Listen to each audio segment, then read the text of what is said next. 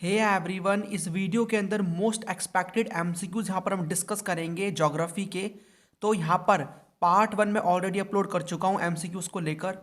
ठीक है, तो जहाँ पर मैंने उस वीडियो के अंदर 60 एमसीक्यूज डिस्कस करे थे जो कि बहुत इंपॉर्टेंट है। मैंने आपसे प्रॉमिस किया था कि मैं पार्ट 2 भी लेकर आऊँगा जहाँ पर 40 क्वेश्चंस में और डिस्कस करूँगा जो कि बहुत इंपॉर्टेंट होंगे, ताकि हमारा टोटल 100 एमसीक्यूज का जो क्राइटेरिया है वो कंप्लीट हो जाए। ये सभी के सभी जो एमसीक्यूज है they are very very important. ठीक है, इन्हें हम यहाँ पर डिस्कस करेंगे। तो यहाँ पर इस वीडियो के अंदर ये पार्ट 2 है। पार्ट 1 जिसने नहीं देखा एमसीक्यूज का जाके देख लो, वहाँ पर मैंने 60 एमसीक्यूज कवर करे थे। इस वीडियो के अंदर 40 एमसीक्यूज कवर करूंगा जो कि मोस्ट एक्सपेक्टेड एमसीक्यूज होंगे, इंपॉर्टेंट होंगे, सभी के सभी इंपॉर्टेंट टॉपिक से क्वेश्चन होंगे। तो इस वीडियो को आपको लास्ट तक देखना है। ठीक है, और यहाँ पर आपको क्या करना है, नोटबुक लेके आ जाओ। वहाँ पर आपको क्या करना है, सभी के सभी यहाँ पर सीरियल वाइज नंबर आप लिख सकते हो, और जो भी यहाँ पर क्वेश्चन यहाँ पर मैं पूछूंगा उनको पॉज करके, क्वेश्चन यहाँ पर आपकी स्क्रीन पर आएगा, मैं समझाऊंगा उसको। ठीक है, उसके बाद उसको पॉज कर लेना स्क्रीन को और अटैम्प्ट करना, और लास्ट में 40 में से अपना स्कोर कमेंट में जरूर बताना कि 40 में से आपका स्कोर कितना है, ताकि यहाँ पर आप अपने आप को जज कर पाओ, चेक कर पाओ। तो अटैम्प्ट करना, ऐसी खाली वीडियो को देख मत लेना, नोटबुक लेके आओ, आराम से अटैम्प्ट करो। ठीक है, बाकी काफ़ी सारी जो ज्योग्राफी की वीडियोज़ है वो ऑलरेडी अपलोड हो चुकी है चैनल पे, जैसे कि यहाँ पर पार्ट 1 एमसीक्यूज़ का इंपॉर्टेंट मैप, बहुत यहाँ पर मैंने अच्छे से सारी चीज़ें कवर कराई हैं। सभी के सभी इंपॉर्टेंट टॉपिक्स के ऊपर वीडियो अपलोड कर चुका हूँ। यहाँ पर PYQs 5 मार्क के, 3 मार्क के, तो सारी की सारी वीडियोज़ अपलोड है। इसकी कंप्लीट आपको मैं प्लेलिस्ट की लिंक नीचे प्रोवाइड कर दूंगा, वहाँ से आप सारी वीडियोज़ का एक्सेस ले सकते हो, ज्योग्राफी की वीडियोज़ का। सारी की सारी वीडियोस को देख लो, बहुत काम की हैं। बाकी ऐसी काम की वीडियोस और अपलोड हो रही हैं चैनल पे। ऐसी वीडियोस के नोटिफिकेशन के लिए चैनल को सब्सक्राइब करके बेल आइकन ऑन कर लेना और वीडियो को लाइक कर देना। चलिए स्टार्ट करते हैं विदाउट एनी डिले। सो आपकी स्क्रीन पर पहला क्वेश्चन आएगा। करना क्या है, क्वेश्चन जैसे मैं आपको बताऊंगा, समझाऊंगा, पॉज कर लेना। अपनी नोटबुक में यहाँ पर आपने लिख रखा होगा 1 नंबर, उसका यहाँ पर आपको आंसर लिखना है, जो भी आंसर होगा, फिर क्रॉस चेक करना। यहाँ पर मैं हर क्वेश्चन को दिखाने के बाद ज़्यादा रुकूंगा नहीं, बिकॉज यहाँ पर उससे वीडियो ज़्यादा बड़ी हो जाएगी। ठीक है, आपको अपने एंड से पॉज कर लेना है वीडियो को। चलिए फिर स्टार्ट करते हैं। यहाँ पर हमारा जो पहला क्वेश्चन देखने को मिलता है वो है कि किसने बोला है कि जो ह्यूमन ज्योग्राफी है वो एक सिंथेटिक स्टडी है of relationship between human societies and earth surface. तो यहाँ पर किसने बोला है कि ह्यूमन ज्योग्राफी सिंथेटिक स्टडी है, सिंथेटिक स्टडी है रिलेशनशिप बिटवीन ह्यूमन सोसाइटी और अर्थ के सरफेस में। रेडजल ने, ग्रिफिथ टेलर ने, एलन सी सैम्पली ने, ठीक है, सैम्पली ने, पॉल विडाल दे ला ब्लैश ने। तो किसने बोला है यहाँ पर? ठीक है, पॉज कर लो। आई होप आपने अटैम्प्ट किया। अब मैं इसका आंसर आपको बता रहा हूँ। सो वो है रटजल। ठीक है, तो रटजल यहाँ पर एक जोग्राफर है जिन्होंने हमें बोला है कि भाई ज्योग्राफी क्या है, वो एक सिंथेटिक स्टडी है, रिलेशनशिप है किसके बीच में, ह्यूमन सोसाइटी और अर्थ के सरफेस के बीच में। ठीक है, उसके बाद यहाँ पर दूसरा क्वेश्चन है, कौन सा ऐसा कॉन्टिनेंट है जहाँ पर हमें देखने को मिलता है 2010 से लेकर 2015 तक हमें देखने को मिलता है उस कॉन्टिनेंट में हाईएस्ट ग्रोथ देखा गया है पॉपुलेशन का। ठीक है, यानी कि पॉपुलेशन तेजी से बढ़ी है उस कॉन्टिनेंट में, ग्रोथ अच्छी खासी हुई है। तो वो एशिया है, अफ्रीका है, नॉर्थ अमेरिका है, यूरोप है। तो बताओ इसका आंसर क्या होगा? तो the correct answer to this question is B, Africa. ठीक है, आई होप आप सभी अटैम्प्ट कर रहे हो क्वेश्चंस को। यहाँ पर क्वेश्चन नंबर 3 है, what are the components of population change. तो यहाँ पर कौन कौन से कंपोनेंट्स है पॉपुलेशन चेंज के, तो कौन सी चीज़ों की वजह से पॉपुलेशन चेंज आपको देखने को मिलेगी? Birth rate, death rate, migration, all of these. तो यहाँ पर सभी के सभी हमें देखने को मिल जाते हैं। यहाँ पर बर्थ रेट ज़्यादा कम हो रहे हैं तो पॉपुलेशन में चेंज हमें देखने को मिलेगा।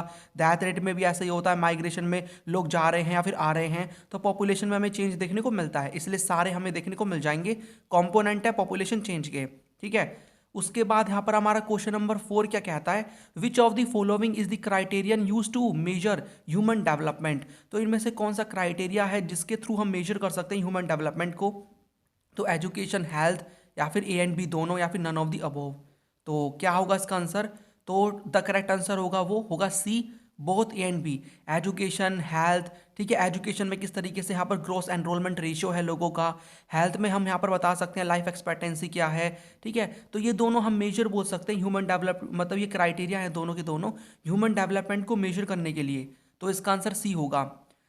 क्वेश्चन नंबर 5 यहाँ पर क्या आता है, which one of the following is not A pillar of human development. तो इनमें से कौन सा पिलर नहीं है ह्यूमन डेवलपमेंट का, वो आपको बताना है। देखो इन क्वेश्चंस में मैंने देखा है बच्चे बहुत मिस्टेक करते हैं, ये देख लिया करो।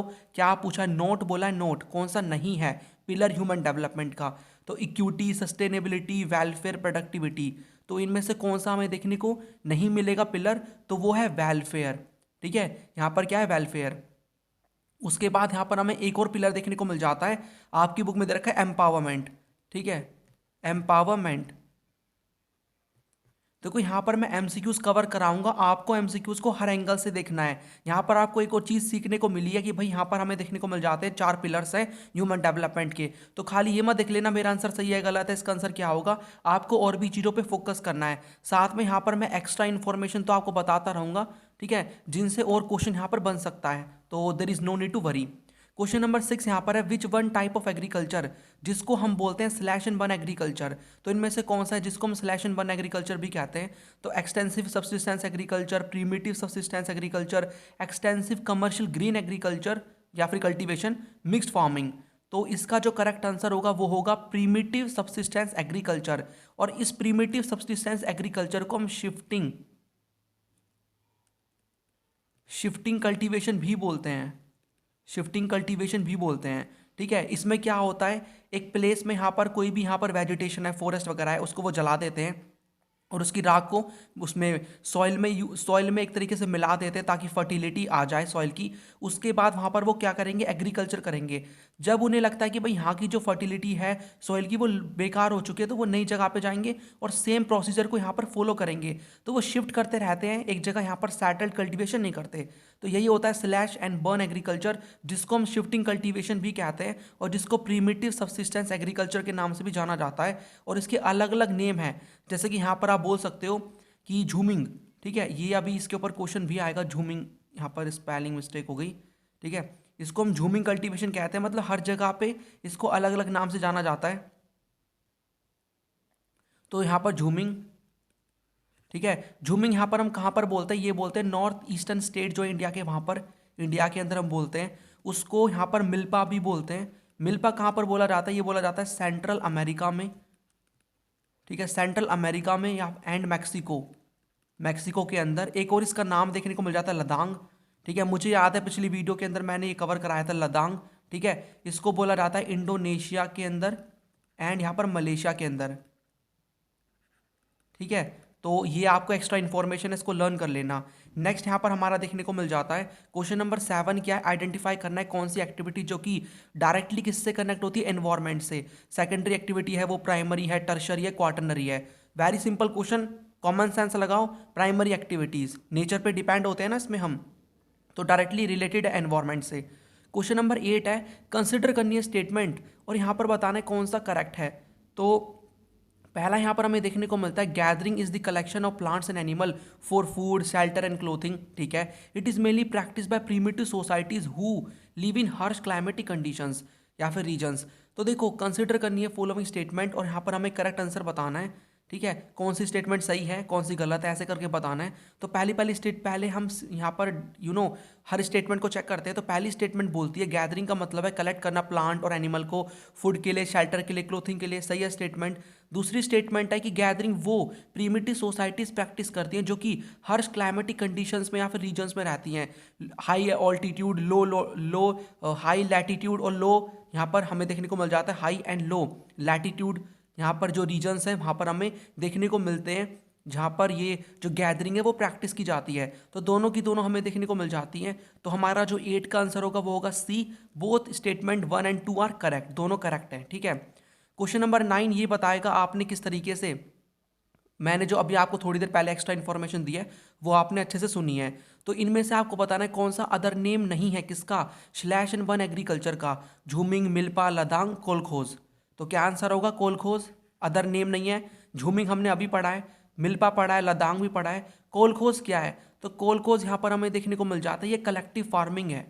ठीक है, इसको हम बोल सकते हैं it is a type of collective farming. तो यहाँ पर कलेक्टिव फार्मिंग होती है और इसको एक तरीके से ये इंट्रोड्यूस कहाँ पर होता है, ये होता है सोवियत यूनियन के अंदर। ठीक है, उस समय रशिया वगैरह, जो रशिया प्लस में अदर कंट्री यूएसएसआर थी, तो वहाँ पर ये इंट्रोड्यूस हुआ था ये कॉन्सेप्ट कलेक्टिव फार्मिंग का। तो उसी को हम बोलते हैं kolkhoz. Kolkhoz and collective farming are same. ठीक है, क्वेश्चन नंबर यहाँ पर हमारा 10 है कि यहाँ पर आपको बताना है कि कौन सा यहाँ पर इंपॉर्टेंट इंडस्ट्रियल रीजन है। इंडस्ट्रियल रीजन जर्मनी का, तो रूर है, बर्लिन है, हम्बर्ग है, मुनिच है। ठीक है, तो करेक्ट आंसर यहाँ पर हमें देखने को मिल जाता है तो ये है हम्बर्ग। ठीक है। नेक्स्ट यहाँ पर question number 11, which of the following is not a factor that determines the size of an industry. तो इनमें से कौन सा ऐसा फैक्टर नहीं है जो कि साइज जो है इंडस्ट्री की उसको डिटरमाइन करता है। ठीक है, तो वो है भाई यहाँ पर अमाउंट ऑफ कैपिटल इन्वेस्टेड, ठीक है, number of workers employed, location of industry, volume of production. तो देखो लोकेशन ऑफ इंडस्ट्री से कोई भी प्रभाव नहीं पड़ने वाला साइज में। ठीक है, तो साइज कौन सा ऐसा फैक्टर है जो कि डिटरमाइन कर सकता है साइज को, तो वो हो सकता है भाई कौन कितनी आप अमाउंट इन्वेस्ट कर रहे हो, कितने वर्कर्स एम्प्लॉय हैं, कितनी आपकी प्रोडक्शन है। लोकेशन से कोई लेना देना नहीं है इसमें साइज को अगर हम देखें। ठीक है, क्वेश्चन नंबर 12 यहाँ पर है, which one of the following activities is not a secondary sector activity. तो इनमें से कौन सी सेकेंडरी सेक्टर एक्टिविटी नहीं है। तो आयरन स्मेल्टिंग, ठीक है, नहीं है, याद रखना, is not A. Okay, catching fish, making garments, basket weaving. तो करेक्ट आंसर होगा कैचिंग फिश, बिकॉज ये क्या है, प्राइमरी, ठीक है, प्राइमरी एक्टिविटी है, it is not a secondary activity. तो इस टाइप से क्वेश्चन भी आपको बन जाएंगे एग्जाम में, तो आपको अटैम्प्ट करके आना है, वहाँ पर छोड़ना नहीं है, समझ लेना पहले क्या क्वेश्चन पूछा है, उसके बाद ही अटैम्प्ट करना। नेक्स्ट यहाँ पर क्वेश्चन नंबर 13 है, which one out of the following statement is not true. यानी कि नॉट ट्रू सही नहीं, यानी कि फॉल्स है, आपको बताना है। आउटसोर्सिंग रिड्यूस करता है कॉस्ट एंड और इंक्रीज करता है efficiency. At times engineering and manufacturing jobs can also be outsource. BPOs have better business opportunities as compared to KPOs. There may be dissatisfaction among the job seekers in the countries that outsource the job.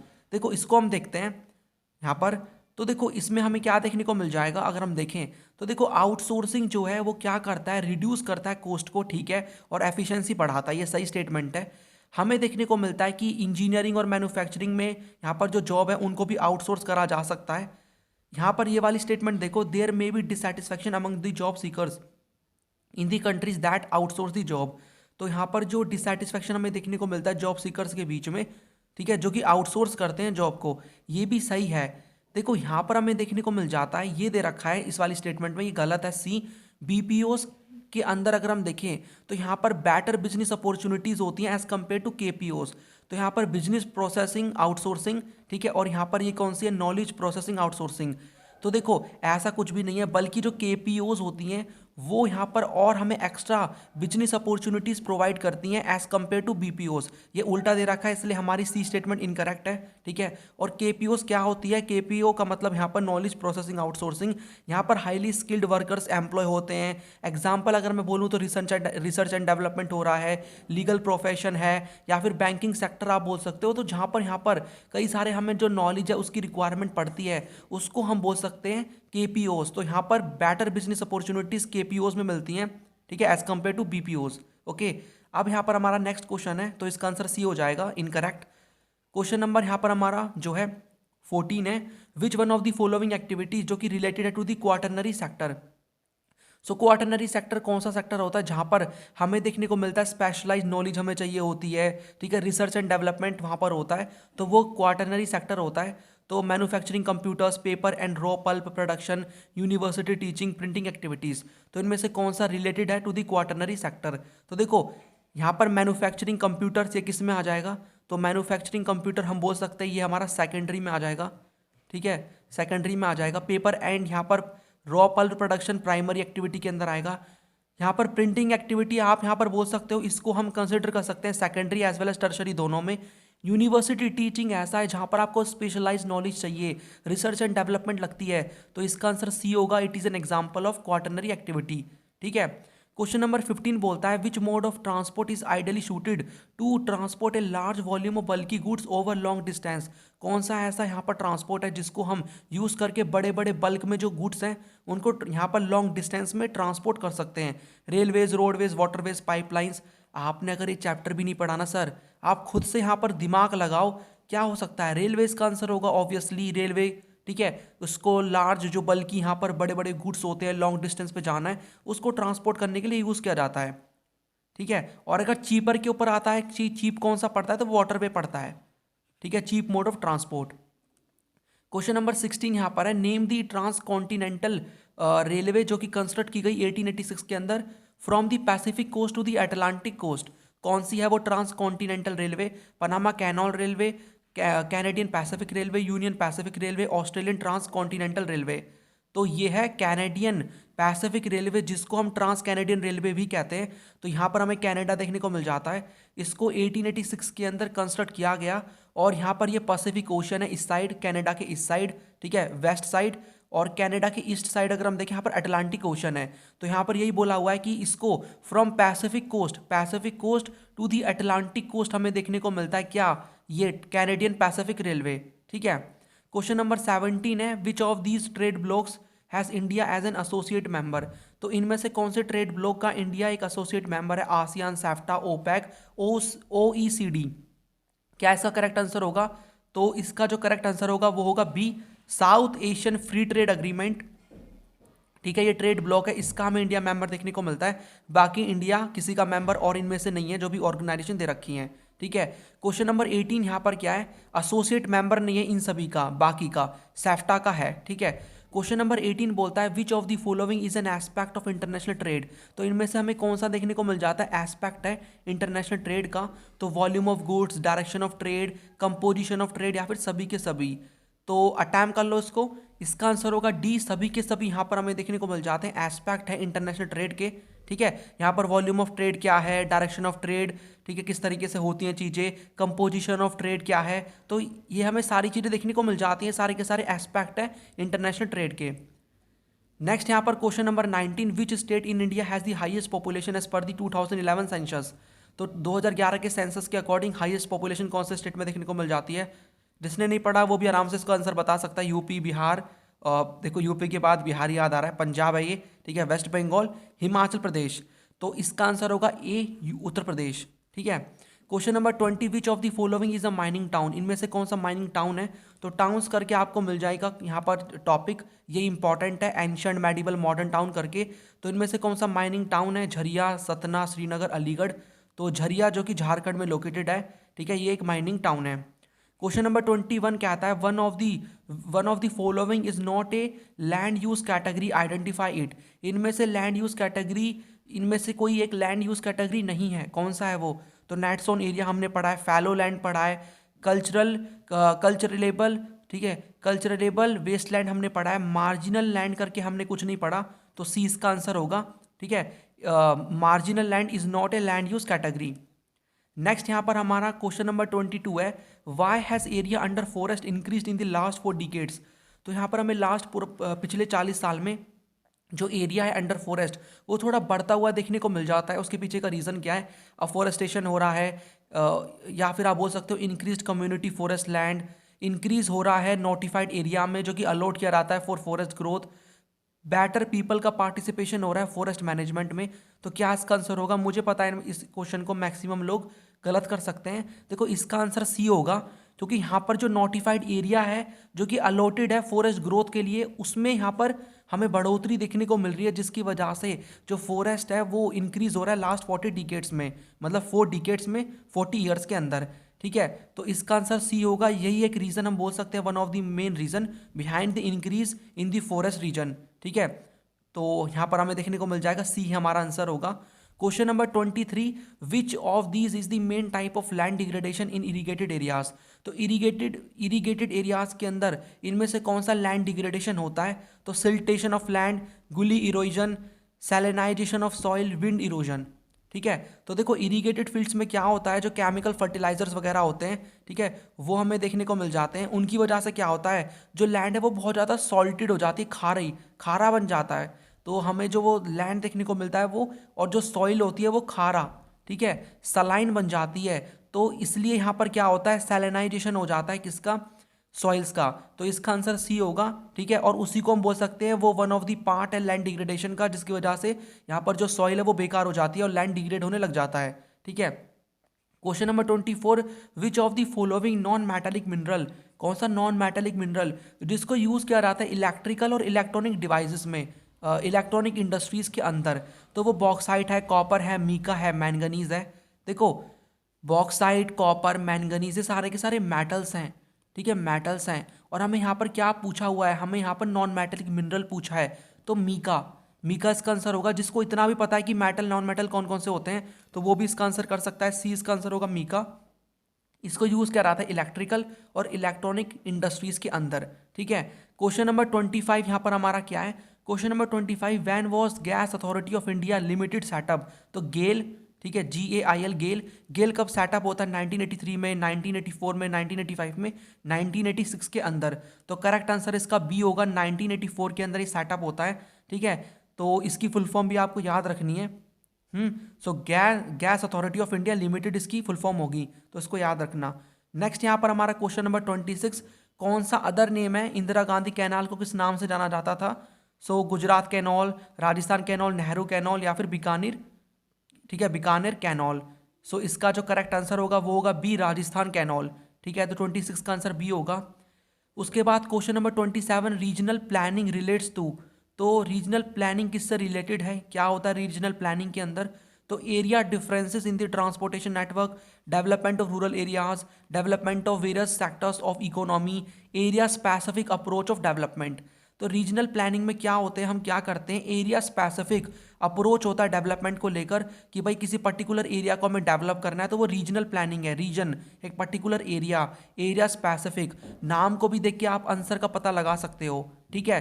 Question number 28 बोलता है यहाँ पर कौन सा year है जहाँ पर, जब यहाँ पर in which year was the national highway authority of India NHAI इसको ऑपरेशनलाइज किया गया, इसको शुरू किया गया, स्टार्ट किया गया, ठीक है। तो वो कब क्या रहा था इसमें आपको बताना है। तो 1880 के अंदर, 1885, 1990, 1995।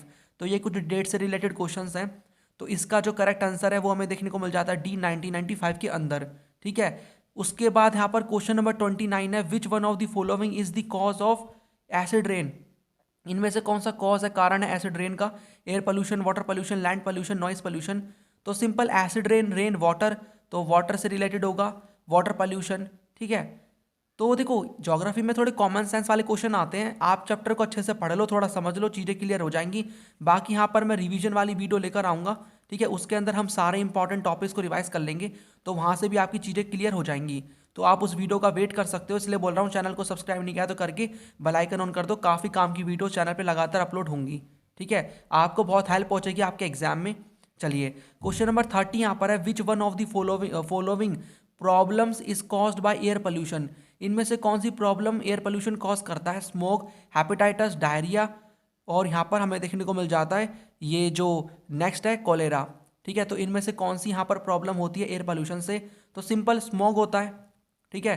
क्वेश्चन नंबर 31 है, which of the following pairs is correctly match? इनमें से कौन सा पेयर करेक्टली मैच है? तो इसको हम देखते हैं। कांडला महाराष्ट्र में, ये पोर्ट्स दे रखे हैं, ठीक है। जवाहरलाल नेहरू गुजरात, मारमागांव पोर्ट कर्नाटका में, पारादीप पोर्ट उड़ीसा में। तो देखो कांडला पोर्ट अभी हम इसको अटैम्प्ट करते हैं, गुजरात के अंदर देखने को मिलता है। ये मैं मैप की वीडियो लेकर आया हूँ, वहाँ पर मैंने अच्छे से सारे पोर्ट्स कवर कराए हैं, उसको देख लेना। जवाहरलाल नेहरू पोर्ट महाराष्ट्र के अंदर है, मारमागांव गोवा के अंदर, और परादीप पोर्ट हमें देखने को मिलता है उड़ीसा में। सो इसका आंसर होगा डी, कौन सा करेक्टली मैच है? Paradip port Orissa. Question number 32 देखो एदर्शन रीजन वाले क्वेश्चन भी हमें देखने को मिलेंगे, कैसे ये अटैम्प्ट करते हैं इन क्वेश्चंस को। मैंने यहाँ पर जो पार्ट 1 में लेकर आया था वहाँ मैंने आपको बताया था, इसमें भी मैं आपको थोड़ा सा बता दूँ। देखो सिंपल सा तरीका है इन क्वेश्चंस को सॉल्व करने का। पहले आपको फाइंड करना है स्टेटमेंट करेक्ट है या नहीं है करेक्ट, फिर उसके बाद आपको ये फाइंड करना पड़ता है दूसरे स्टेप में कि क्या यहाँ पर जो दूसरी स्टेटमेंट है, रीजन है, वो एजर्शन को एक्सप्लेन कर रहा है, उसी का कनेक्शन है कि नहीं है, ठीक है। अभी क्वेश्चंस अटैम्प्ट करेंगे, पता लग जाएगा आपको। तो देखो यहाँ पर हमारा जो ये क्वेश्चन है, ठीक है, इसको हम देख लेते हैं। यहाँ पर मैं थोड़ा इरेज कर दूँ इसको। अब देखो एजर्शन यहाँ पर बोलता है कि अबाउट 90% जो है ना सॉलिड वेस्ट, वो कलेक्टेड एंड डिस्पोज्ड होता है in metropolitan cities like Mumbai, Kolkata etcetera, ठीक है। और मोस्ट सिटीज़ में of the country about 30 to 50% जो वेस्ट है उसको यहाँ पर अनकलेक्टेड, अनट्रीट, मतलब उसको कलेक्ट भी नहीं किया जाता और उसका ट्रीटमेंट भी नहीं होता। उसकी वजह से यहाँ पर अर्बन वेस्ट डिस्पोजल की प्रॉब्लम होती है और बाद में काफ़ी सारी बीमारियाँ होती हैं। तो देखो पहले आपको स्टेप 1 क्या होगा, हमें पता लगाना है कि भाई स्टेटमेंट सही है कि नहीं है। पहली स्टेटमेंट भी पूरी सही है क्योंकि 90% सॉलिड वेस्ट कलेक्ट होता है, डिस्पोज होता है मेट्रोपॉलिटन सिटीज़ में, जैसे कि मुंबई हो गया, कोलकाता, दिल्ली, ऐसे, ठीक है। और दूसरे यहाँ पर हमें देखने को मिलता है 30 to 50% जो वेस्ट है उसको कलेक्ट नहीं किया जाता, वो अनकलेक्टेड होता है। दोनों यहाँ पर हमें सही देखने को मिल जाती हैं, ठीक है। अब हमें यहाँ पर इनके बीच में रिलेशन फाइंड आउट करना है। तो देखो दोनों के बीच में कोई इतना रिलेशन हमें देखने को नहीं मिल रहा, ठीक है।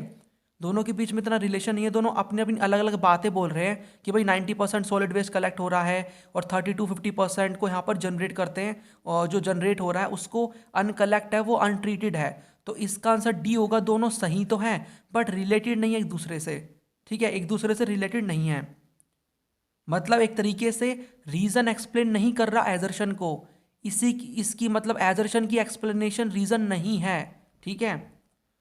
क्वेश्चन नंबर 33 क्या बोलता है, कंसिडर करना है फॉलोइंग स्टेटमेंट्स को और choose the correct answer from the given option. तो यहाँ पर पहली स्टेटमेंट है, जो the spatial distribution of population in India is uneven. Second, the spatial distribution of a place is affected by the physical, socio economic and historical factors of a region. तो वही आपको यहाँ पर देखना है। तो देखो, जो स्पेशल है डिस्ट्रीब्यूशन है पॉपुलेशन का, वो अनइवन है, बिल्कुल सही है। और जो ये डिस्ट्रीब्यूशन है ना पॉपुलेशन का, ये कई सारे फैक्टर्स पे डिपेंड करता है, तो ये भी सही है। दोनों की दोनों स्टेटमेंट सही है और यहाँ पर हमें देखने को मिल जाता है ये एक्सप्लेन कर रहा है, दूसरी स्टेटमेंट पहली स्टेटमेंट को एक्सप्लेन कर रही है। तो इसमें हमारा जो आंसर होगा वो होगा बी। दोनों की दोनों स्टेटमेंट करेक्ट हैं और स्टेटमेंट सेकंड करेक्टली एक्सप्लेन करती है स्टेटमेंट वन को, ठीक है। क्वेश्चन नंबर यहाँ पर हमारा 34 है।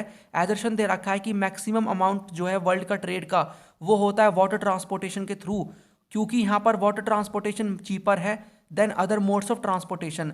अब देखो, दोनों की दोनों स्टेटमेंट सही है ना, और आपको नहीं लग रहा अगर आप एक बार सीरियल वाइज इसको याद करोगे बिकॉज लगा के, तो पूरी कंटिन्यू स्टेटमेंट है, इसको एक्सप्लेन ही कर रहा है रीजन कि जो मैक्सिमम अमाउंट जो है वर्ल्ड के ट्रेड का वो वाटर ट्रांसपोर्टेशन के थ्रू होता है, बिकॉज वाटर ट्रांसपोर्टेशन चीपर होता है than other modes of transportation. तो हमारा जो 34 का आंसर क्या होगा, वो होगा सी। दोनों सही हैं और statement second correctly statement one को एक्सप्लेन करती है। नेक्स्ट यहाँ पर क्वेश्चन है, क्वेश्चन नंबर 35। एजर्शन दे रखा है प्लांटेशन एग्रीकल्चर को इंट्रोड्यूस किया यूरोपियंस ने और ये mainly profit oriented large scale production system है। तो यहाँ पर हमारा पहला स्टेप क्या होगा, स्टेप वन, हमें यहाँ पर ट्रू एंड फॉल्स पता लगाने हैं। तो देखो, ये स्टेटमेंट सही है पूरी, इसको यहाँ पर लेकर आए थे यूरोपियंस, लेकर आए थे और ये प्रॉफिट ओरिएंटेड है, ठीक है। और इसीलिए लेकर आए थे यहाँ पर यूरोपियंस ताकि प्रॉफिट जनरेट कर सके, ताकि जब भी तो ये प्रॉफिट ओरिएंटेड है। देखो, ये प्रॉफिट ओरिएंटेड है तभी तो यहाँ पर यूरोपियंस लेकर आए थे। तो इसको यहाँ पर दोनों स्टेटमेंट सही है और रीजन एक्सप्लेन कर रहा है एजर्शन को। तो सी इसका आंसर होगा, both statement are correct and statement second correctly explain statement second, मतलब statement second correctly explain statement one, ठीक है। 35 का जो आंसर होगा वो सी होगा। 5 क्वेश्चन और रह रहे हैं। क्वेश्चन नंबर 36, अरेंज करना है following approaches of human geography को as per their period of origin. तो कौन सा अप्रोच ह्यूमन ज्योग्राफी का वो कब आता है, हमें इसको अरेंज करना है। Possibilism, new determinism, environmental determinism, post modernism. तो देखो, पहले हमें देखने को मिल जाता है यहाँ पर एनवायरमेंटल डिटर्मिनिज्म, तो 3 पहले आएगा। उसके बाद यहाँ पर आता है पॉसिबिलिज्म, पॉसिबिलिटीज क्रिएट हम करते हैं, ठीक है। उसके बाद न्यू डिटर्मिनिज्म, जिसको ग्रिफिथ टेलर, ठीक है, ग्रिफिथ टेलर इस टर्म को कॉइन करते हैं, किसको, नियो डिटर्मिनिज्म को। फिर आएगा हमारा 2 और 2 के बाद अब चल रहा है, अब यहाँ पर है पोस्ट मॉडर्निज्म 4। तो 3 1 2 4 कहाँ से रखा है, 3 1 2 4 बी हमारा आंसर होगा, ठीक है। Question number 37, due to which reasons were Mediterranean regions among the most favourable places to live since human history. तो हमें जो मेडिटेरेनियन रीजन देखने को मिल जाता है, यहाँ पर हमें क्यों ऐसा देखने को मिलता है कि ये अभी तक हिस्ट्री सिंस ह्यूमन हिस्ट्री से हमें देखने को मिलता है ये एक बहुत अच्छी जगह है रहने की, और यहाँ पर हमें पॉपुलेशन भी अच्छी खासी देखने को मिलती है। क्या रीज़न है इसके पीछे का, यहाँ की सॉइल अच्छी है, इंडस्ट्रियल डेवलपमेंट है, ट्रांसपोर्ट फैसिलिटीज़ अच्छी हैं, या फिर क्लाइमेट अच्छा है। तो करेक्ट आंसर क्या होगा, डी, क्लाइमेट यहाँ पर प्लीजेंट है काफ़ी। उसके बाद क्वेश्चन नंबर 38 है, अरेंज करना है फॉलोइंग रीजन्स को given below in order of decreasing population, decreasing density of their population. तो यहाँ पर हमें देखने को मिलेगा डिक्रीजिंग पॉपुलेशन, यानी कि पहले ज़्यादा होगी, ज़्यादा करते करते करते हमें कम की तरफ जाना है। तो सबसे ज़्यादा हमें देखने को मिल जाती है एशिया के अंदर, यानी सेकंड आएगा। फिर हमें देखने को मिलती है अफ्रीका में, फिर यहाँ पर है, यहाँ पर यूरोप के अंदर देखने को मिल जाती है, फिर आता है नॉर्थ अमेरिका। तो सेकंड 4 3 1, सेकंड 4 3 1 सी में देखने को मिल रहा है ना, सेकंड 4 3 1, हाँ। तो यहाँ पर हमारा 38 का आंसर सी हो जाएगा, ठीक है। यहाँ पर अगर यहाँ पर देखो कंफ्यूज मत होना, डिक्रीजिंग यहाँ पर बोल रखा है तो मतलब आपको लास्ट में कम वाला बताना है, आपको ज़्यादा से जाना है कम की तरफ, ठीक है। ऐसा बना लेना माइंड में, आराम से सॉल्व कर दोगे क्वेश्चन। क्वेश्चन नंबर 39 है, a land left fallow for 5 year come under which category of land use. तो एक ऐसा लैंड जिसको 5 साल के लिए, देखो फैलो लैंड का मतलब होता है अनकल्टिवेटेड, ठीक है, अनकल्टिवेटेड जिसको left which is left uncultivated, जिसको अनकल्टिवेटेड छोड़ देते हैं 5 साल के लिए, तो वो कौन सा होता है? तो उसको हम बोल देते हैं, यहाँ पर बोलते हैं कल्चरल लेबल वेस्ट लैंड। ठीक है, तो आपकी बुक में लैंड यूज़ को देकर काफ़ी सारी चीज़ें दे रखी है, लैंड यूज़ कैटेगरी। तो जब मैं रिवीजन वाली वीडियो लेकर आऊँगा वहाँ मैं आपको सारा कवर करा दूंगा, नेट ज़ोन एरिया क्या होता है, फैलो लैंड क्या होता है। ठीक है, यहाँ पर हमें देखने को मिल जाता है और भी चीज़ें हैं, करंट फैलो। ठीक है, इस तरीके से बैरन लैंड बंजर भूमि कौन सी होती है। तो यहाँ पर ईयर का फ़र्क होता है, किसको कितने साल के लिए, कितने टाइम के लिए हम इसको अनकल्टिवेटेड छोड़ रहे हैं। ठीक है, लास्ट क्वेश्चन क्या है इस वीडियो का, यहाँ पर आपको बताना इनमें से कौन सी करेक्टरिस्टिक नहीं है कमर्शियल लाइवस्टॉक रियरिंग का। तो ये हाईली ऑर्गेनाइज्ड है, कैपिटल इंटेंसिव है, इसको कोस्टल एरियाज में करा जाता है ताकि यहाँ पर जो लाइवस्टॉक है, ठीक है, जो यहाँ पर पशु हैं उनको हम एक्सपोर्ट कर सकें। यहाँ पर पेस्टर्स को फेंस कर दिया जाता है ताकि यहाँ पर रेगुलेट कर सके ग्रेजिंग। और जो नंबर है एनिमल्स इन अ पेस्चर वो यहाँ पर रखे जाते हैं पेस्चर की कैपेसिटी के अकॉर्डिंग। तो देखो क्वेश्चन को सॉल्व करते हैं यहाँ पर। तो देखो ये हमें देखने को मिल जाएगा, काफ़ी जो है ये हाईली ऑर्गेनाइज्ड और कैपिटल इंटेंसिव होता है, बिल्कुल सही स्टेटमेंट है। पेस्टर को यहाँ पर देखो, पेस्टर वो लैंड है जहाँ पर ग्रेजिंग कराई जाती है एनिमल्स को। ठीक है, उसको यहाँ पर चारों तरफ फेंसिंग कर दी जाती है ताकि यहाँ पर वो एनिमल प्रोटेक्ट रहे। फेंसिंग कर देते हैं वुड के द्वारा, वुड से। ठीक है, वुड का स्ट्रक्चर इस टाइप का बना देते हैं ताकि यहाँ पर जो है ये बाहर ना जा सके एनिमल्स वगैरह। ठीक है, उसके बाद जो यहाँ पर एक यहाँ पर हमें देखने को मिलेगा पेस्टर लैंड के अंदर ऊपर कितने लोग यहाँ पर रहेंगे, कितने लोग नहीं मतलब एनिमल्स रहेंगे, वो किस पे डिपेंड करेगा, वो पेस्टर की कैपेसिटी पे डिपेंड करता है। तो ये भी हमारा सही है। ठीक है, और ये भी सही है फेंस वाला। तो यहाँ पर हमारा कौन सा करेक्टरिस्टिक नहीं है, वो ऑटोमेटिक यहाँ पर क्या होगा, बी होगा।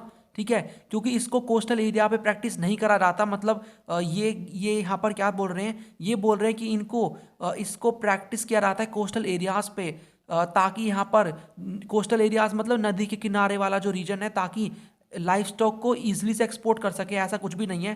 ठीक है, ज़रूरी नहीं है ये हमें यहाँ कोस्टल एरियाज पे देखने को मिलेगा, हमें बीच में भी कॉन्टिनेंट के मिल जाता है, तो ऐसा कुछ भी नहीं है। ठीक है, तो देखो यहाँ पर हमने कर लिए हैं उस वीडियो में 60 और इस वीडियो के अंदर 40, टोटल 100 टॉप एमसीक्यूज हमने कवर कर लिए हैं मोस्ट एक्सपेक्टेड।